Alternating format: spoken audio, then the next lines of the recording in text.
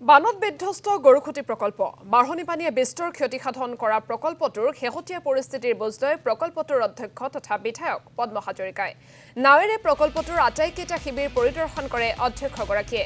নেমু কল মাকৈ আদিৰ লগতে আন শাক-পাচলি বানে নষ্ট কৰাৰ পিছতো আগন্তুক সময়ত দুগুণ উৎসাহেৰে প্ৰকল্পৰ কৃষিকৰ্ম আগুৱাই নিয়াৰ পোষকতা কৰিছে পদ্ম হাজৰিকাই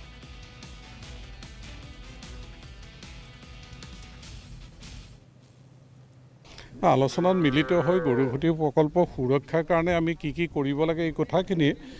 গোটেই ডিপাৰ্টমেণ্টখিনিও মাতি আমাৰ দৰং জিলাৰ আয়ুক্ত ডাঙৰীয়াও আছে গোটেই কথাখিনি পুংখানুপুংখৰূপে আলোচনা হৈছে যে গৰুখুটি প্ৰকল্পৰ ভৱিষ্যত সুৰক্ষাৰ কাৰণে আৰু ইয়াৰ পৰা কেনেকৈ আমি যিটো পৰিকল্পনা লৈ কাম কৰিছিলোঁ যিটো সপোন লৈ কাম কৰিছিলোঁ তাক বাস্তৱত ৰূপায়িত কৰিবৰ কাৰণে আমি আচলতে কি কৰিব লাগিব এই গোটেই কথাখিনি বিতংভাৱে আলোচনা সেইদিনা হৈছে কিছু সিদ্ধান্ত হৈছে ইয়াত আৰু 2.5 কিলোমিটাৰ বান্ধ নিৰ্মাণ কৰিবৰ কাৰণে সেইদিনা ডিপাৰ্টমেণ্টে যিটো ৰিপৰ্ট দিছে ৰিপৰ্টৰ ওপৰত মুখ্যমন্ত্ৰী ডাঙৰীয়াই তৎকালে ব্যৱস্থা গ্ৰহণ কৰিবলৈ তেওঁ নিৰ্দেশ দিছে আৰু লগতে আমি এই অঞ্চলৰ